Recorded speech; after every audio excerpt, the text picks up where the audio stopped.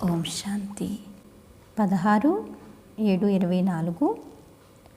మధురమైన పిల్లలు, డ్రామా యొక్క యథార్థ జ్ఞానం ద్వారానే మీరు అచలముగా, స్థిరముగా మరియు ఏకీరసంగా ఉండగలుగుతారు. మాయా తుఫాన్లు మిమ్మల్ని కదిలించజాలవు అని చెప్తున్నారు బాబా. ప్రశ్న: దేవతల ముఖ్యమైన ఏ ఒక్క గుణమో పిల్లలైన మీలో సదా కనిపిస్తూ ఉండాలి? దేవతల ముఖ్యమైన ఏ ఒక్క గుణము పిల్లలైన మీలో సదా కనిపిస్తూ ఉండాలి?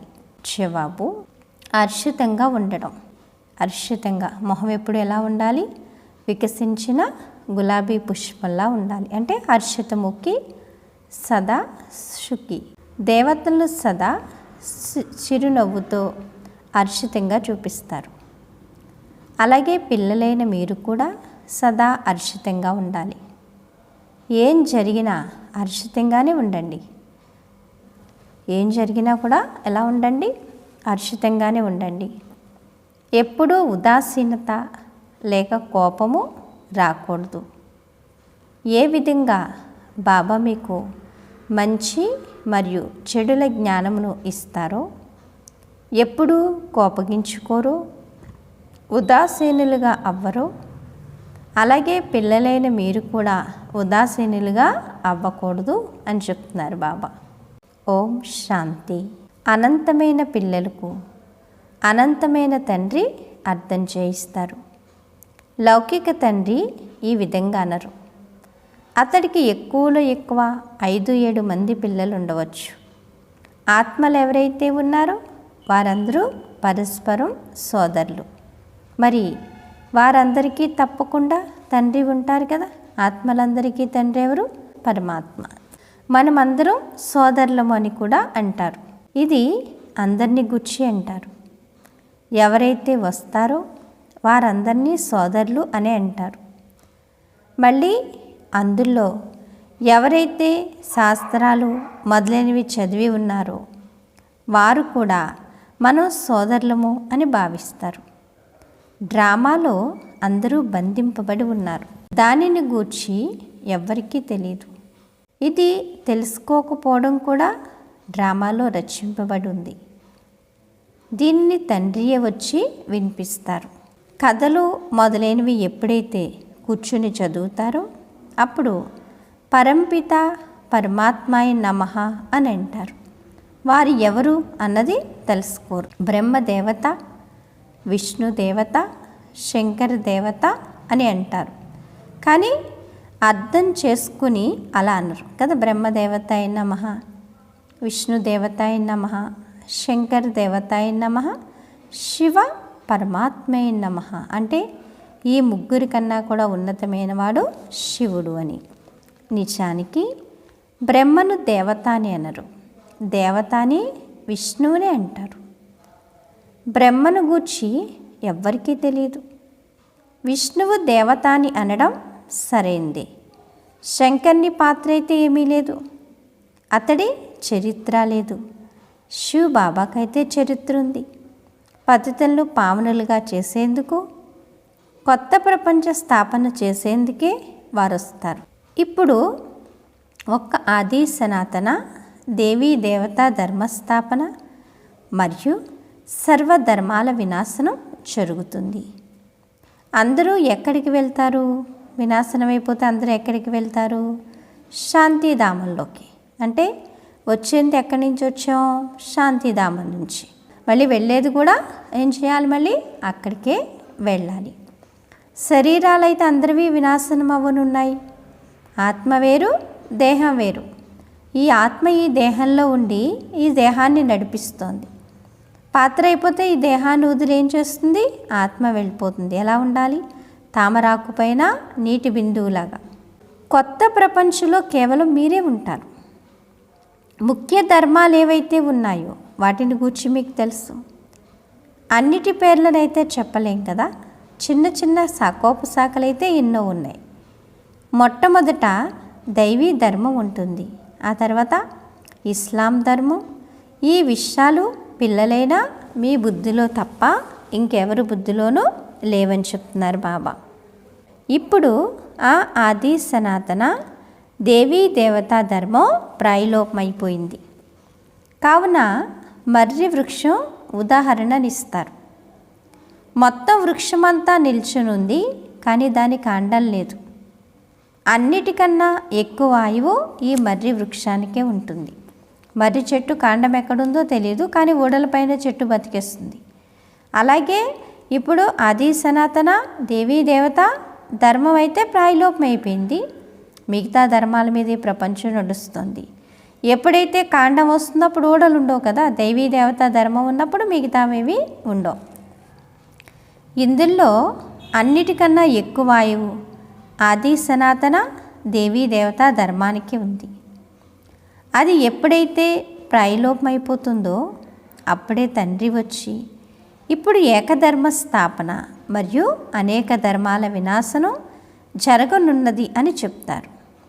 కావునే త్రిమూర్తులను కూడా తయారు చేశారు, కానీ దాని అర్థాన్ని తెలుసుకోరు. ఉన్నతోన్నతుడు భగవంతుడని, ఆ తర్వాత బ్రహ్మ విష్ణు శంకర్లని, మళ్ళీ సృష్టిలోకి వచ్చినప్పుడు దేవీ దేవతా ధర్మం తప్ప ఇంకే ధర్మం లేదని పిల్లలేని మీకు తెలుసు. భక్తి మార్గం కూడా డ్రామాలో రచింపబడి ఉంది. మొదట శివుని భక్తిని చేస్తారు, ఆ తర్వాత దేవతల భక్తిని చేస్తారు. ఇది భారతదేశ విషయమే అని చెప్తున్నారు బాబా. ఫస్ట్ ఎవరు భక్తి చేస్తారు? శివుని యొక్క భక్తి చేస్తారు. శివలింగానికే ఫస్ట్ పూజలు చేస్తారు. ద్వాపర యుగం ఆదిలో పూజ చేసేటప్పుడు శివలింగాన్ని అరచేతిలో పెట్టుకుని ఓం నమ శివాయ అనే పంచాక్షరి మంత్రం చదువుతూ దేహానికి అతీతమైన స్థితిని అనుభవం చేసుకునేవారట. అంటే ఆత్మీక స్థితిలై పరమాత్మకి దగ్గరగా పరమాత్మ యొక్క శక్తిని అనుభవం చేసుకునేవారంటే లీనమైపోయేవారు అందులో. ఆ తర్వాత దేవతల భక్తి ఇంక ఇప్పుడు చెప్పక్కర్లేదు. మిగిలిన వారికి తమ ధర్మం మతం ఎప్పుడు స్థాపింపబడ్డదో తెలుసు. మేము అందరికన్నా పాతవారమని ఆర్యులంటారు. నిజానికి అందరికన్నా పాతవారు ఆది సనాతన దేవీ దేవతా ధర్మం వారే.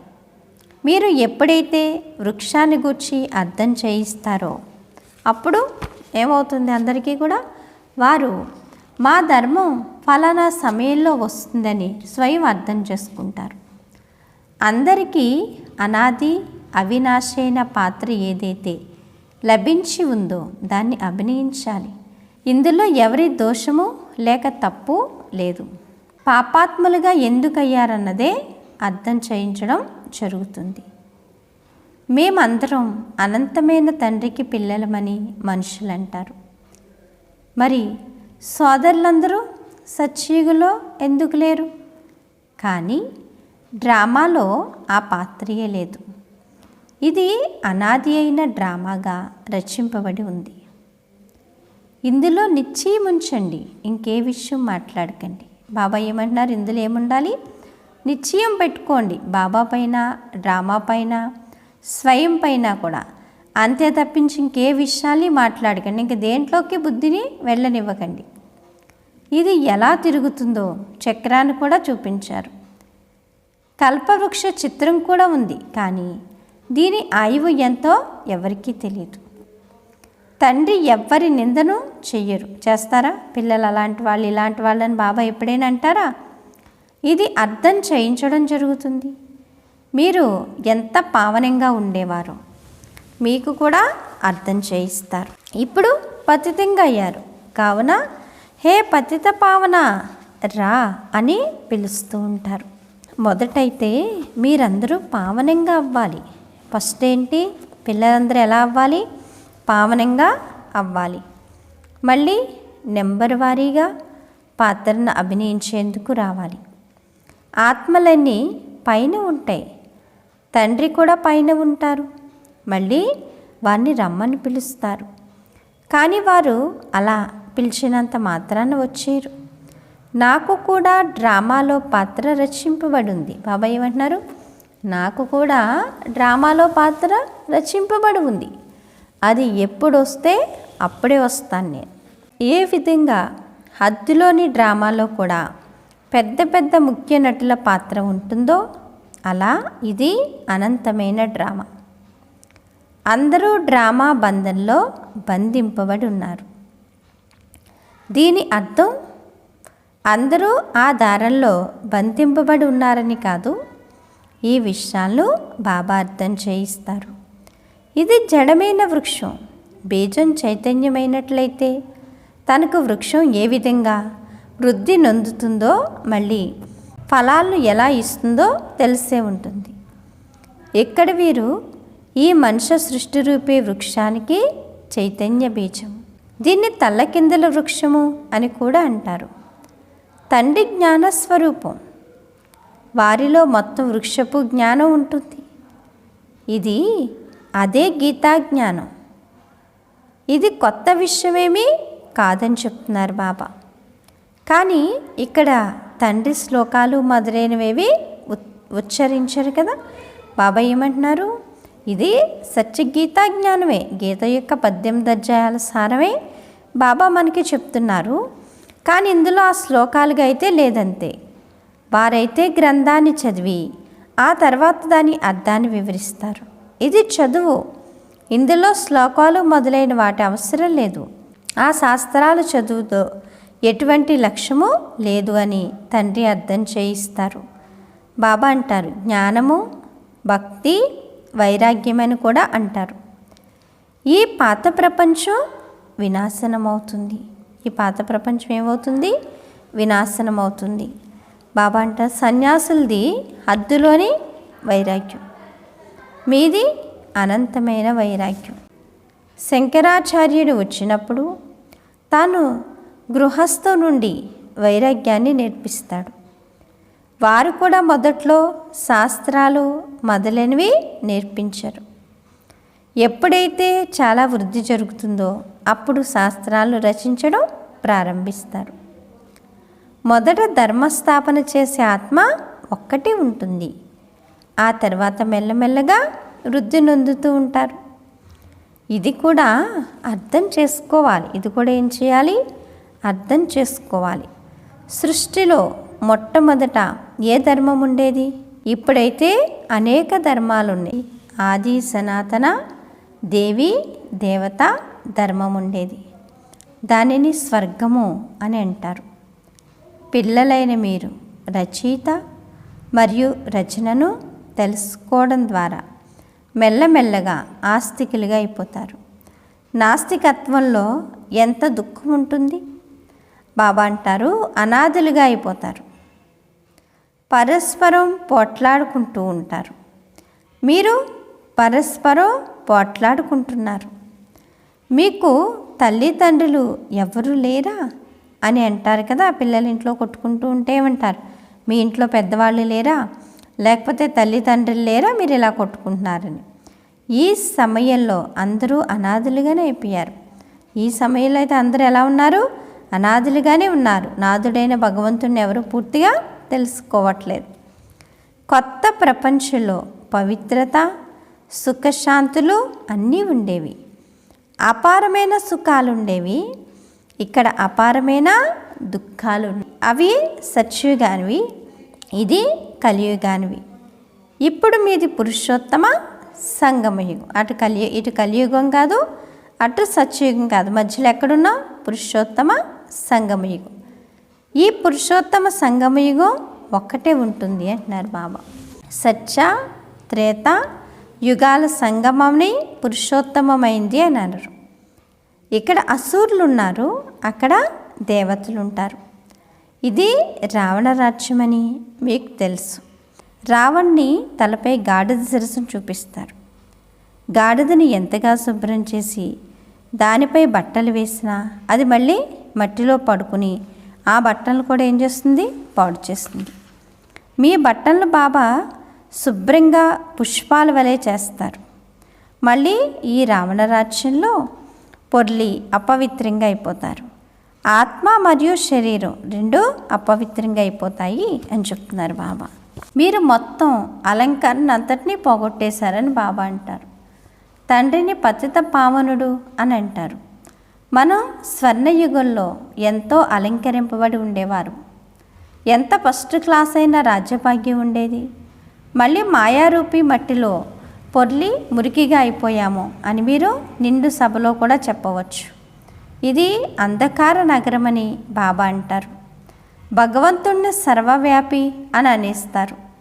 ఏదైతే జరిగిందో అది మళ్ళీ ఖచ్చితంగా పునరావృతమవుతుంది.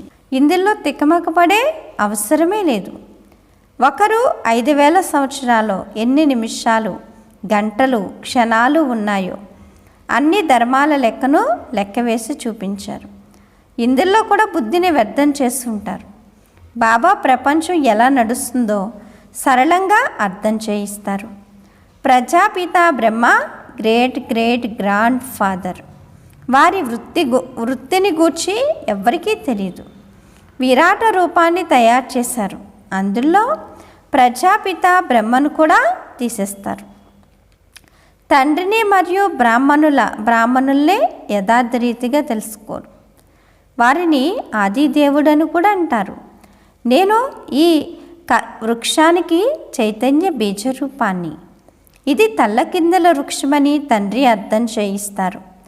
తండ్రి ఎవరైతే సత్యమో, చైతన్యమో, జ్ఞానసాగరమో వారి మహిమనే చేయడం జరుగుతుంది. ఆత్మ లేకపోతే అటు ఇటు తిరగలేరు కూడా. ఆత్మ లేకపోతే శరీరం ఏమవుతుంది? తిరగలుగుతుందా? ఏమీ చేయలేదు. గర్భంలో కూడా 5-6 నెలల తర్వాత ఆత్మ ప్రవేశిస్తుంది. తల్లి గర్భంలో లోపల ఆకారం తయారైపోయాక 5-6 నెలల తర్వాత ఆత్మ ప్రవేశిస్తుందట. ఇది కూడా డ్రామాగా రచింపబడి ఉంది. మళ్ళీ ఆత్మ వెళ్ళిపోతే అది అంతమైపోతుంది. ఎంతో చిన్నని బిందువు ఆత్మ ఎంత ఉంటుంది చెప్పండి? అతి సూక్ష్మాతి సూక్ష్మమైన చిన్న బిందువు. అందులో అవినాశి పాత్ర నిండి ఉంది. పరంపిత కూడా ఆత్మయే. వారిని జ్ఞానసాగరుడు అని అంటారు.